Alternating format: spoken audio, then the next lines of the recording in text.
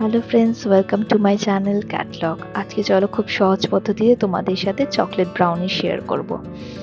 আমি এখানে ব্রাউনি প্রিমিক্সের সাথে বানাচ্ছি, যার জন্য আমাকে আলাদা করে ময়দা, কোকো পাউডার কিছুই নিতে হচ্ছে না, এটা রেডিমেড পুরো বানানোই। তো আমি এখানে 1.5 কাপ মতো প্রিমিক্সটা নিয়ে নিলাম। দিয়ে আমি এখানে 3 টেবিল স্পুন মতো রিফাইন অয়েল নিয়ে সেটাকে ভালো করে মিক্স করলাম। দেন এখানে আস্তে আস্তে যতটা পরিমাণ মতো দুধ দরকার, ঠিক কনসিস্টেন্সিটা যেমন আমার ভিডিওতে দেখতে পাচ্ছ ওরকমই রাখবে।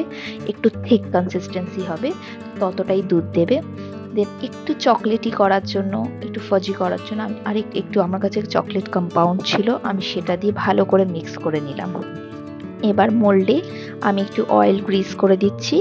তোমরা চাইলে বাটার পেপারও দিতে পারো, আমার কাছে সেদিন বাটার পেপার অ্যাভেলেবেল ছিল না, তাই আমি এখানে একটু অয়েল দিয়ে দেন আমার যে মিক্সচারটা রেডি করেছিলাম সেটা দিয়ে দিলাম। দিয়ে একটু চকো চিপস, ওয়ালনাটস এবং ওরিও দিয়ে আমি এখানে সাজিয়ে নিয়েছিলাম। তোমরা তোমাদের মতো যা যা ঘরে অ্যাভেলেবেল ইনগ্রিডিয়েন্টস থাকবে দিয়ে খেতে চাও সেরকম দিয়ে দিতে পারো। দিয়ে আমি এখানে, তোমরা চাইলে মাইক্রোওয়েভেও বানাতে পারো, আমি আজকে এখানে উইদাউট মাইক্রোওয়েভ বানাচ্ছি। সো ওই জন্য দেখতে পাচ্ছ আমি এখানে কড়াটাকে 10 মিনিটের জন্য প্রিহিট করে নিয়েছিলাম হাই ফ্লেমে রেখে। নাও আমি এখানে যখন হিট হয়ে যাওয়ার পর আমি মোল্ডটাকে রেখে এখানে 50 মিনিটসের জন্য মিডিয়াম ফ্লেমে রেখে ঢেকে দিয়েছিলাম ভালো করে। এবার আমার ব্রাউনি রেডি হয়ে গেছে, আমি ফোক দিয়ে চেক করে নিয়েছিলাম। দেখো কত সুন্দর আমাদের ব্রাউনি রেডি হয়ে গেছে। আমি এখানে চকলেট গানাচ দিয়ে একটু ডেকোরেট করে দিচ্ছি।